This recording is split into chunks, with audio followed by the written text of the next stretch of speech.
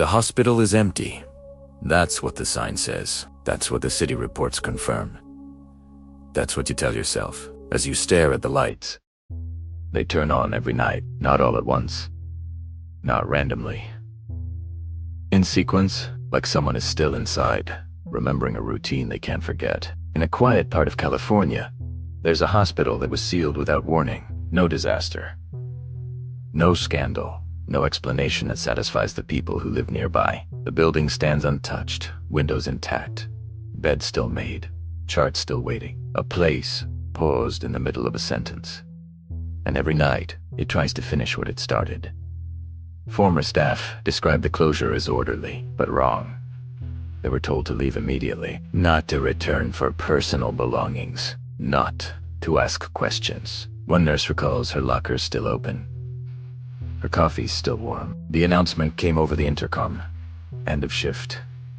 But it wasn't the end of her shift. It was the end of everything. She says the silence afterward felt heavier than any emergency she had ever witnessed. The lights don't flicker.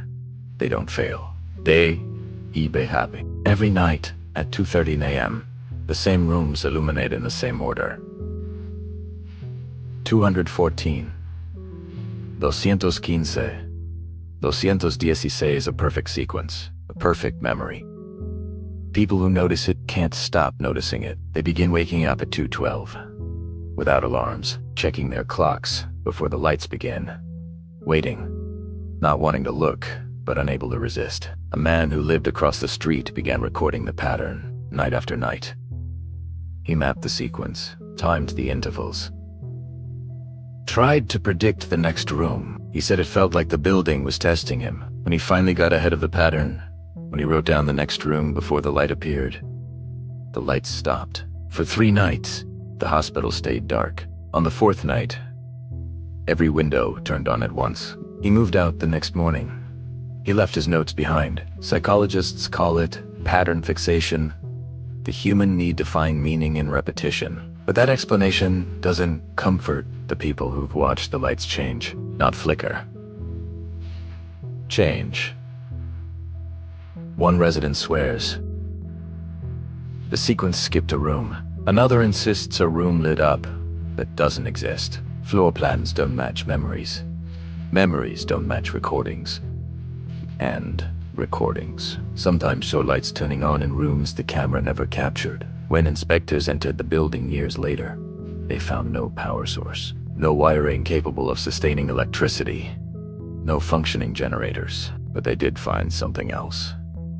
A patient check schedule. Date of the day the hospital closed. The final entry was incomplete. Room 216, unchecked. The lights always stop there. If you watch the hospital long enough, you begin to feel it. A quiet pressure, a sense that something is unfinished. Not dangerous, not violent, just waiting for someone to complete the routine, to check the final room, to turn off the last light. And once you notice the pattern, it begins to notice you. Some places aren't haunted by ghosts. They're haunted by habits, by routines that refuse to end, by moments that never receive permission to stop.